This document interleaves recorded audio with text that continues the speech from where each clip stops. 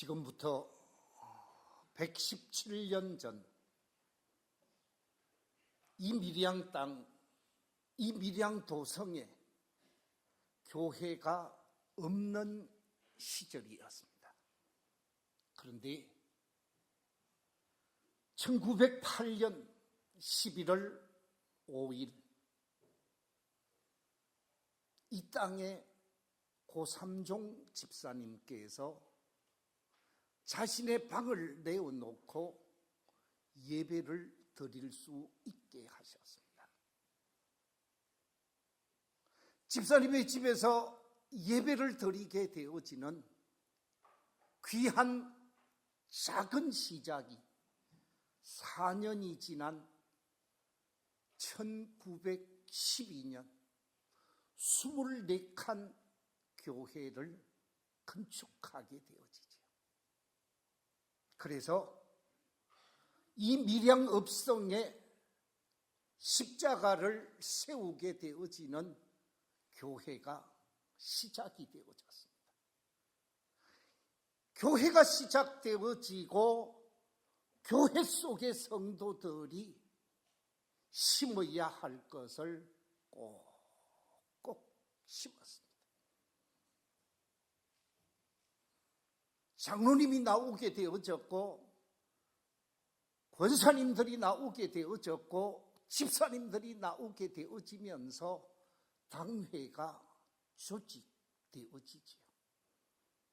이처럼 우리 교회가 미약하게 시작했지만 오늘에 이르러서 밀양의 복음의 못자리판이 되어져서 저기도 교회를 세우고 여기도 교회를 세우고 이곳저곳 교회를 지금 내주면서 밀양에 많은 교회들이 세워졌습니다.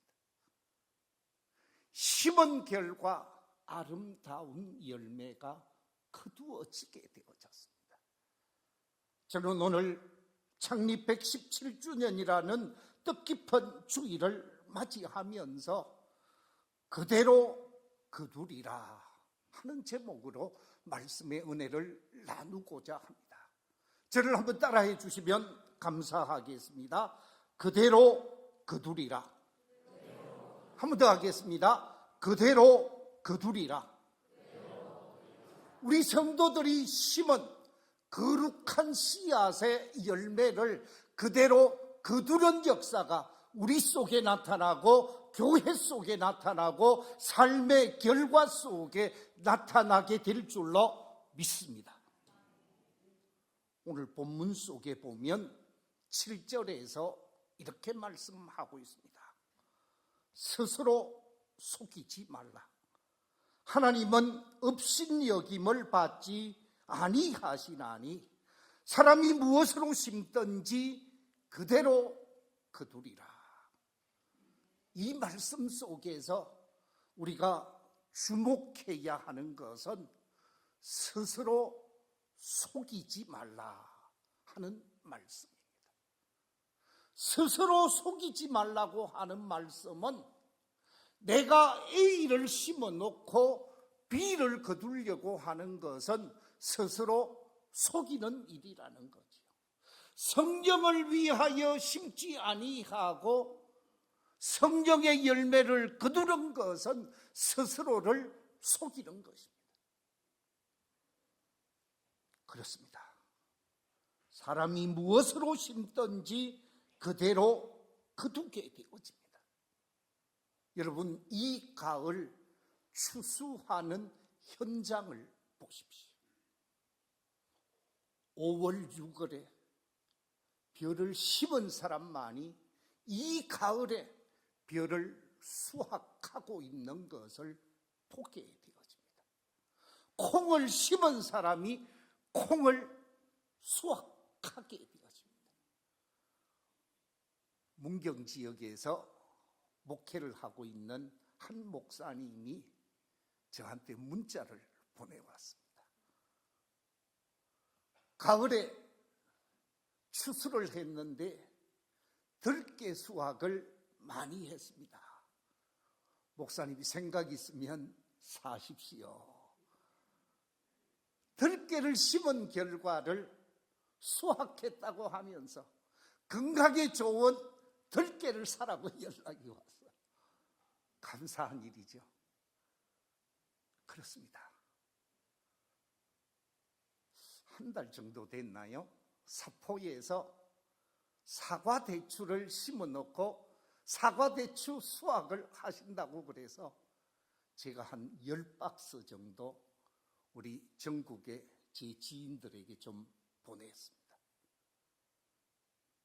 대추 사과를 심었기에 대추 사과를 따게 되어졌고, 대추 사과를 땄기에 그것을 거둘 수 있게 되어진 것이죠. 무엇을 심었느냐에 따라서 반드시 심은 것을 거두게 되어진다는 말씀입니다. 적게 심으면 적게 거두게 되어집니다. 많이 심으면 많이 거두게 되어져요. 우리 교회가 하나님이 기뻐하는 것을 많이 심어서 많이 거두어서 하나님께 영광을 돌리는 복된 교회가 되시기를 주의 이름으로 축원합니다. 우리는 매일매일 무엇을 심어야 할까? 교회가 무엇을 심고 성도들이 무엇을 심어야 할까? 오늘 본문 8절에 보면 이렇게 기록하고 있습니다. 같이 한번 읽어보겠습니다. 시작. 자기의 육체를 위하여 심는 자는 육체로부터 썩어질 것을 거두고, 성령을 위하여 심는 자는 성령으로부터 영생을 거두리라. 우리가 매일매일 살아가면서 크게 두 가지를 심는다라는 거예요. 하나는 무엇입니까? 육체를 위하여 심는 삶이 있습니다. 또 하나의 삶이 있습니다. 그것은 다름이 아니라 성령을 위하여 심는 삶입니다. 육체를 위하여 심을 수도 있고 성령을 위하여 심을 수도 있습니다. 우리 교회가 117년의 역사 속에서 성령을 위하여 심은 결과 많은 목사님들이 나오게 되어졌고, 많은 선교사님들도 나오게 되어졌고, 많은 장로님들이 나왔고, 많은 안수 집사님, 많은 권사님들이 나오셔서 성령의 사람으로 성령을 위해 일하는 아름다운 결과가 나타나게 되어졌습니다. 교회는 무엇을 위해 일해야 할 것인가? 교인들은 무엇을 심어야 할 것인가? 오늘 이 본문은 우리에게 잘 가르쳐주고 있습니다. 육체를 위하여 심는다 그랬는데, 여기서 육체를 위하여 심는다라고 하는 말씀은 무슨 뜻이겠습니까? 육체 중심의 삶을 사는 것을 말하게 되어집니다. 이 육체 중심의 삶이라는 말을 바꾸어서 얘기하면 육체적 만족과 육체적 쾌락과 육체적 향락을 추구하며 삶을 사는 삶이요, 육체를 위하여 생활하는 사람을 나타낸다고 말할 수 있겠지요. 누가복음 12장에 보면 큰 농장을 경영하는 부자 농부가 등장하게 되어집니다. 이 부자 농부는 많은 땅을 가지고 있었고, 그 땅에 봄부터 여름이 되기까지 열심히 심었습니다. 거기에다가 하나님께서 좋은 날씨, 좋은 상황을 만들어 주셔서 얼마나 농산물이 잘 되었는지 농부가 계획하고 생각한 것보다 훨씬 더 많은 수확을 거두게 되어집니다. 준비되어진 곳간, 준비되어진 창고가 모자라서 큰 창고를 지어서 그 창고 속에 가득 가득 오곡백과를 담아두었습니다. 그리고 이 부자 어른이 뭐라고 얘기하고 있는가? 누가복음 12장 19절에 이렇게 말하고 있습니다. 또 내가 내 영혼에게 이르되 영혼아 여러 해 쓸 물건을 많이 쌓아두었으니 평안히 쉬고 먹고 마시고 즐거워하자 하니라. 먹고 마시고 즐기며 삶을 살겠다고 말하고 있습니다. 육체를 위한 삶을 살겠다라는 거예요. 육체적 만족, 육체적 기쁨, 육체적 향락, 육체적 배부름을 추구하며 삶을 살겠다라는 것입니다. 사람이 먹지 않고 살 수는 없는 것이지만 이것이 목적이 되어서는 안 된다라는 거죠. 먹는 것 자체, 향락 자체가 목적이 되어진다고 하면 그것은 결코 아름다운 삶이라고 말할 수가 없을 것입니다. 우리 교회가 헌금을 하고 헌금을 한 그 돈으로 우리끼리 잘 먹고 우리끼리 잘 살면 그것은 결코 교회다운 자랑스러운 교회의 모습은 아니다라는 말씀입니다. 이 부자 어른에게 하나님께서 뭐라고 얘기하십니까?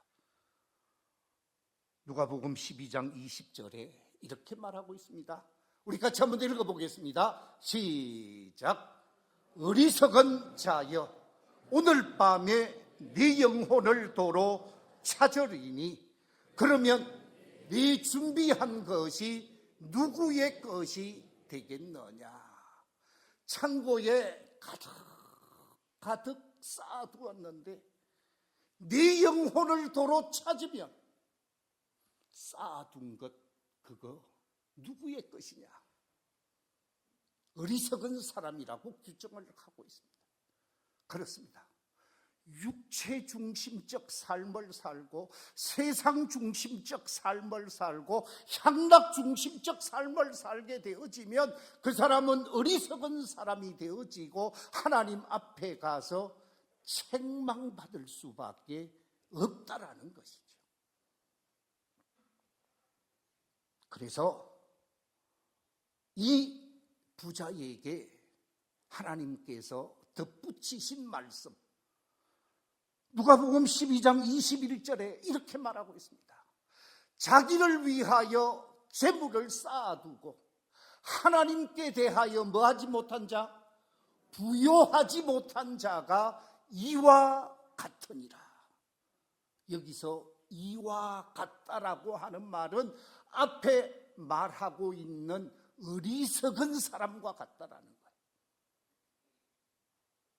나한테 잘하고 내 배를 만족시키고 내 육체를 즐겁게 해주면서 정작 해야 할 아름다운 사명.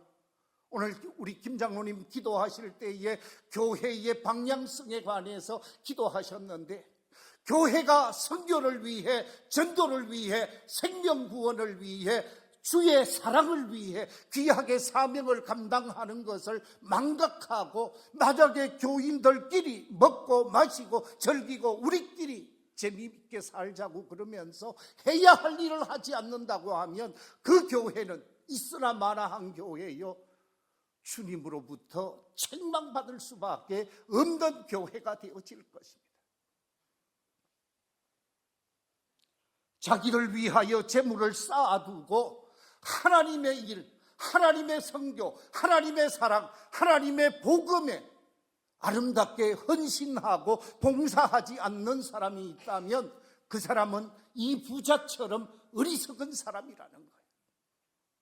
우리 교회가 하나님께로부터 많은 은혜와 복을 받게 되어지고 세상 물질도 많이 받게 되어지는 축복의 주인공이 되어져서 그것으로 가지고 세상을 섬기고 이웃을 섬기고 열방을 섬기면서 주의 사랑, 주의 복음, 주의 선한 뜻에 아름답게 사명을 감당할 때에 교회는 교회로서의 존재 가치가 있고 어리석은 사람이 아니라 지혜로운 믿음의 공동체로 인정을 받게 될 줄로 믿습니다.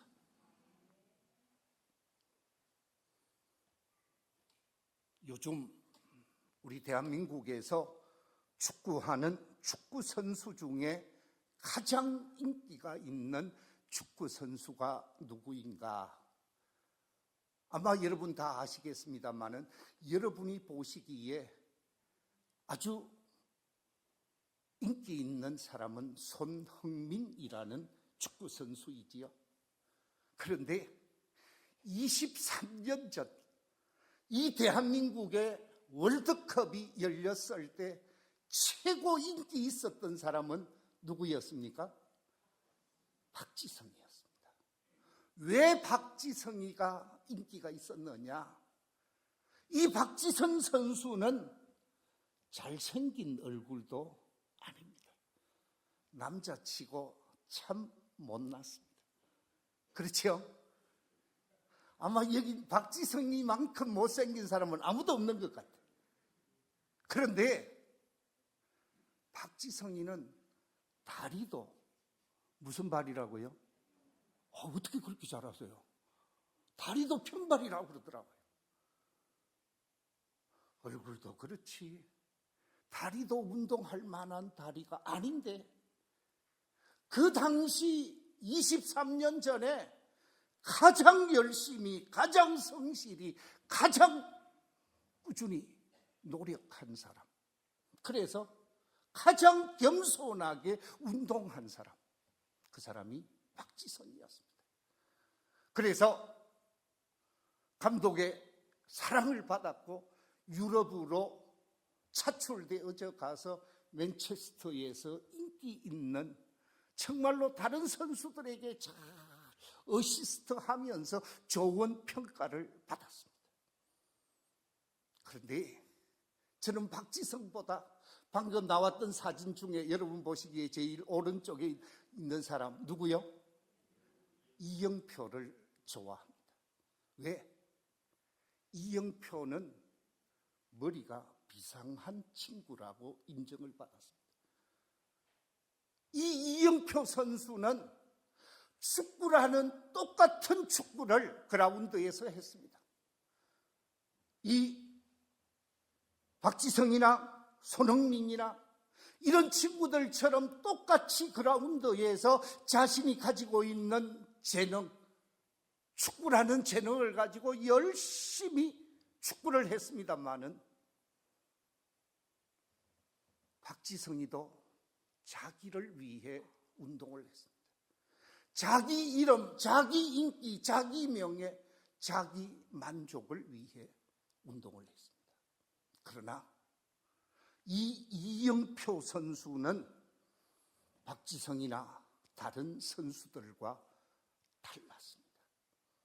그가 축구를 하는 이유는 지금도 교회를 다니면서 간증을 하고 있는데 축구 해설가로서 아주 인기 있게 역할을 하면서 지금도 교회를 다니면서 간증을 하고 있는데 자신의 간증 고백 속에 보면 저는 축구를 수단으로 해서 하나님의 영광을 드러내고자 하는 사람입니다. 다시 말하면 축구라고 하는 이 수단이 그것 자체가 목적이 아니고 축구를 통해서 내 이름을 알리고 축구를 통해서 돈을 벌고 축구를 통해서 인기를 얻는 것이 아니라 내가 하는 축구를 통해서 하나님의 영광을 드러내고 내가 하는 축구를 통해서 하나님 선교에 앞장서고 내가 하는 축구를 통해서 하나님의 선한 뜻을 이 땅에 이루고자 하는 사명자로 일하고 싶습니다. 그래서 그라운드에 악바리로 운동을 했지만 지금도 하나님께서 그를 귀하게 쓰시고 귀하게 사용하시는 모습을 보게 되어집니다. 나를 위해 내가 살아가는 것이 아니라 내가 살아가는 것은 하나님을 위해 살겠다고 말하면서 육체를 위한 삶이 아니라 하나님을 위한 삶으로 자신의 인생을 변화시켜가는 모습을 보게 되어집니다. 그렇습니다. 이 땅에 사는 사람들은 육체를 위하여 사는 사람이 있는가 하면 성령을 위하여 사는 사람이 있습니다. 여러분, 성령을 위하여 사는 사람, 어떤 사람입니까? 성령을 위하여 심는 자의 삶은 저는 세 가지 중요한 의미를 나누고자 합니다. 성령을 위하여 심는 자라라고 말할 때 제일 먼저 얘기할 수 있는 것은 하나님을 위해 사는 사람이라고 말할 수 있습니다. 하나님이 나를 이 땅에 존재하셨고 하나님이 나를 지금 여기까지 인도하셨기에 나는 하나님을 위해 삶을 살겠습니다. 하나님의 뜻을 위해 살겠습니다 라고 말하는 사람, 그 사람은 성령을 위하여 심는 자입니다. 두 번째, 하나님의 말씀에 순종하며 사는 사람입니다. 성령의 말씀이 성경 말씀입니다. 하나님의 영이신 성령님에 의해서 성령의 감동함을 입은 사람들이 기록한 말씀이 성경입니다. 이 성경 말씀을 앞세우고 성경 말씀이 삶의 철학이 되어지고 성경 말씀이 내 인생의 가치관이 되어져서 성경을 쫓아서 살고 성경을 실천하면서 삶을 사는 사람, 그 사람 성경적인 사람이요 성경을 위하여 심는 사람입니다. 이처럼 하나님을 위하여 살고 말씀에 순종하며 살고자 하는 사람은 그 다음 또 하나의 삶의 모습을 나타내게 되어지는데 선행을 드러내게 되어집니다. 그 선행을 통해서 선한 영향력을 끼치게 되어지죠. 가정 속에 선한 영향력을 끼치게 되어집니다. 지역 속에 선한 영향력을 끼치게 되어지고 교회 속에 선한 영향력을 끼치게 되어집니다. 이처럼 성경을 심는 사람, 성경을 위하여 심는 사람은 선한 영향력을 자신의 삶의 주변에 드러내게 되어지는 거예요. 사도 바울을 한번 생각해 보십시오. 사도 바울은 로마인의 시민권을 가진 특별한 존재였습니다. 바리새인 중에 바리새인으로서 서기관으로 학자적 지위를 얻은 사람이었습니다. 차세대 리더로서 아주 주목받는 유대교 교인이었습니다. 그런데 자신이 가지고 있었던 로마의 시민권, 아버지로부터 물려받게 되어진 바리새인의 자격, 서기관의 자격, 모든 것을 예수님 위해 배설물처럼 버려버렸습니다. 그리고 나를 구원시켜 주신 예수님, 나를 믿음의 사람으로, 구원의 사람으로, 산 소망의 사람으로, 부활의 정인으로, 십자가의 정인으로 살게 하신 그 예수님을 위해 내 인생 전부를 드리겠습니다. 그러면서 유대교로부터 벗어나서 예수 제자의 길을 선택했습니다.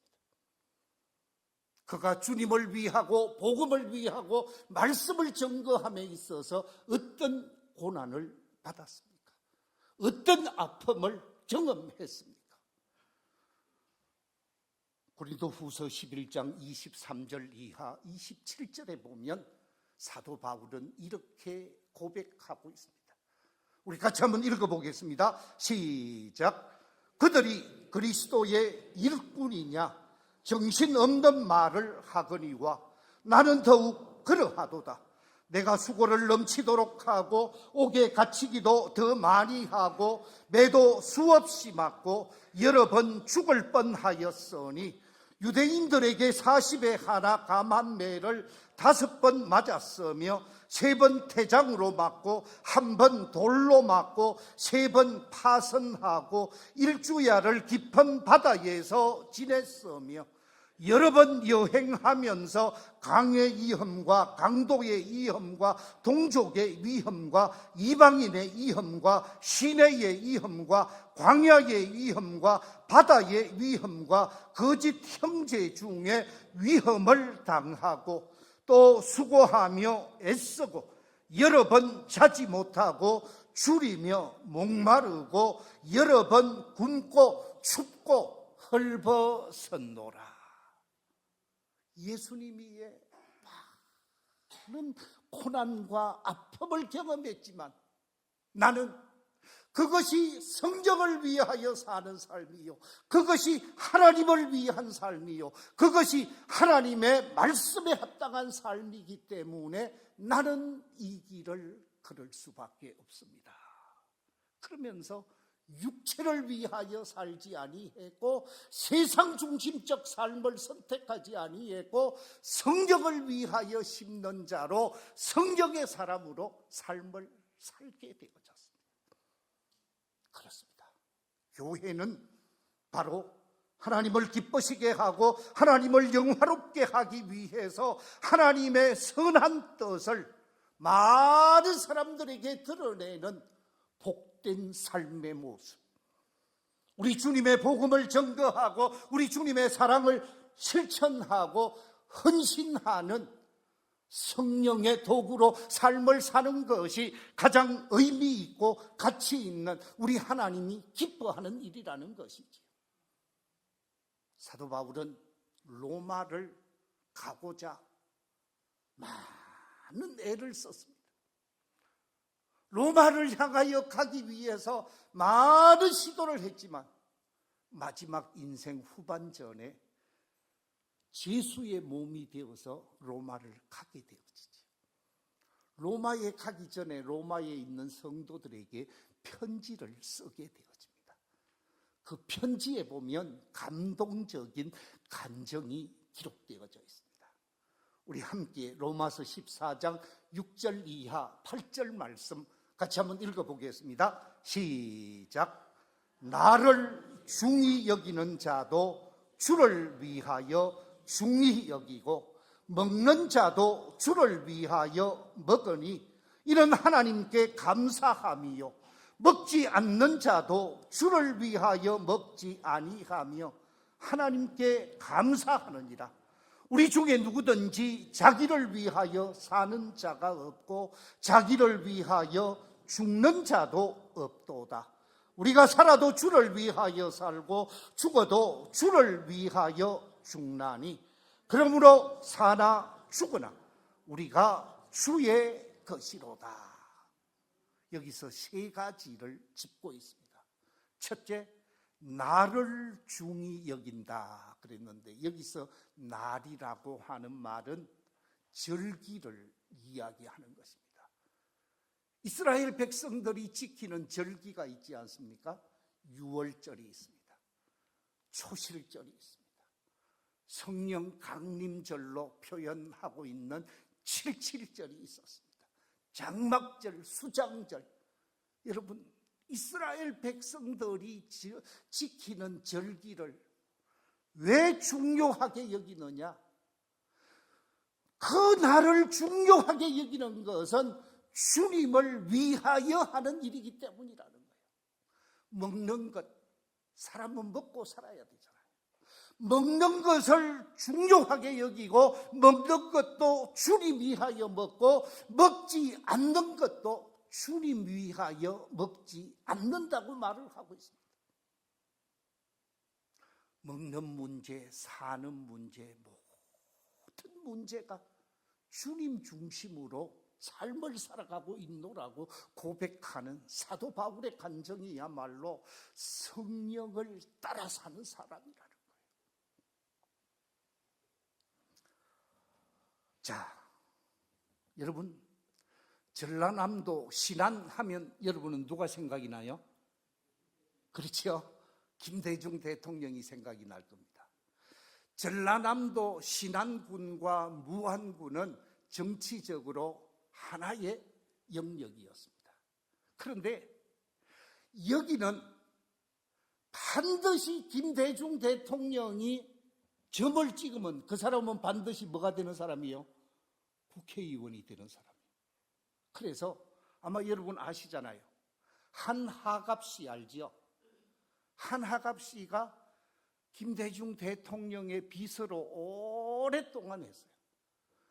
전남 신안군 무안군에서 국회의원을 4선 연임한 사람이 한하갑 씨. 그런데 이 한하갑 씨가 물러나게 되어지고 그 아들, 민주당에서 그 아들, 큰아들 이름이 뭐예요? 얼마 전에 세상 떠난 김홍업 씨를 공천했습니다. 그런데 민주당에서 김홍업 씨, 대통령의 아들을 공천되었으니 이 사람은 하나마나 뭐가 돼요? 국회의원이 된다고 생각한 거예요. 그런데 이 김홍을 씨한테 도전한 사람이 아주 풋내기가 한 사람이 있었어요. 그 사람이 누군 줄 아세요? 사진을 좀 보여주십시오. 바로 이윤석 집사님입니다.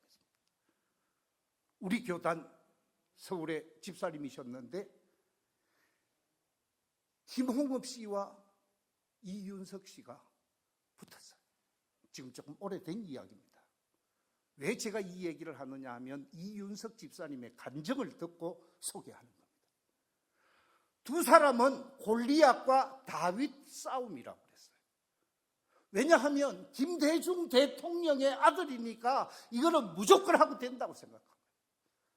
그런데 믿음이 좋은 이윤석 집사님이 국회의원 출마를 하고 하나님 앞에 기도합니다.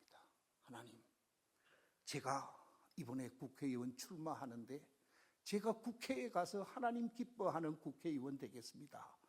붙여주십시오. 두 사람이 싸웠어요.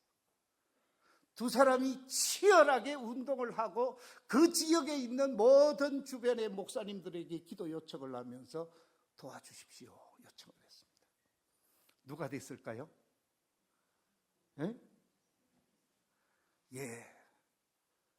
정말 아슬아슬하게 결과가 나타났는데 364표 차로 이윤석 씨가 됐어요.